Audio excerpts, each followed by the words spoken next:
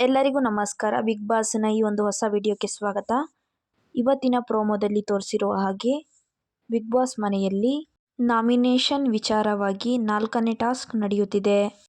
ಚೈತ್ರಾರವರ ಮೋಸದ ಆಟದಿಂದ ಈ 4ನೇ ಟಾಸ್ಕ್ ರದ್ದಾಗಿದೆ.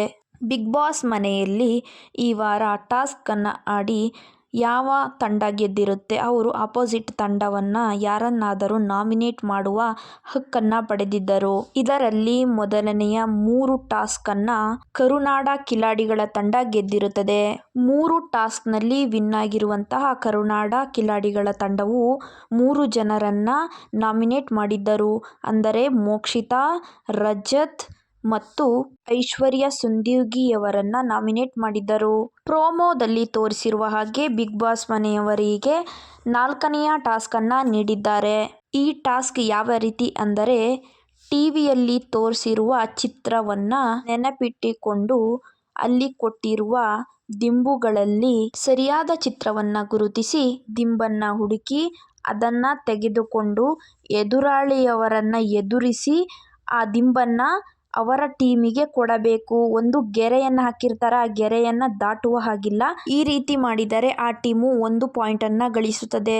ಇದೇ ರೀತಿಯಾಗಿ 8 ರೌಂಡ್ಗಳು ನಡೆದಿದ್ದು ಈ ಒಂದು ರೌಂಡ್ನಲ್ಲಿ ಕರುನಾಡ ಕಿಲಾಡಿಗಳು ಮತ್ತು ಕರ್ನಾಟಕ ಕದರ್ 2 ತಂಡದಲ್ಲಿ 4 ಅಂಕಗಳನ್ನ ಗಳಿಸಿದ್ದಾರೆ.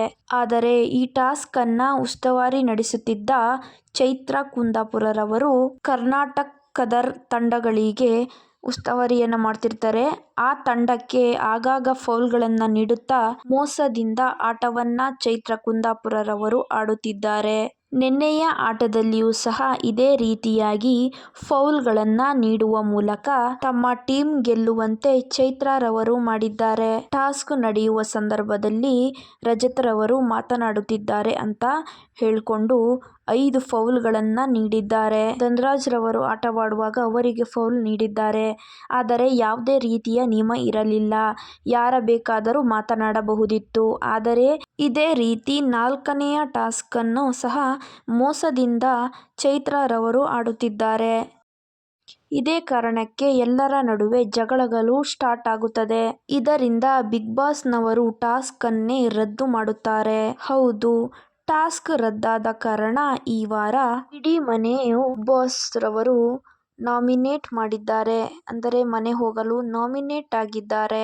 ಇಡೀ ಮನೆಯು ನಾಮಿನೇಟ್ ಆಗಿರುವ ಬಗ್ಗೆ ನಿಮ್ಮ ಅಭಿಪ್ರಾಯವೇನು? ಹಾಗೆಯೇ ಚೈತ್ರ ಕುಂದಾಪುರರವರು ಉಸ್ತುವಾರಿಯನ್ನ ಮಾಡಿದ್ದರು, ಅವರು ಯಾವ ರೀತಿ ಮಾಡಿದರು, ಮೋಸ ಆಟದಿಂದ ಮಾಡಿದ್ದಾರಾ ಅಂತ ನೀವು ಕಮೆಂಟ್ ಮೂಲಕ ತಿಳಿಸಿ.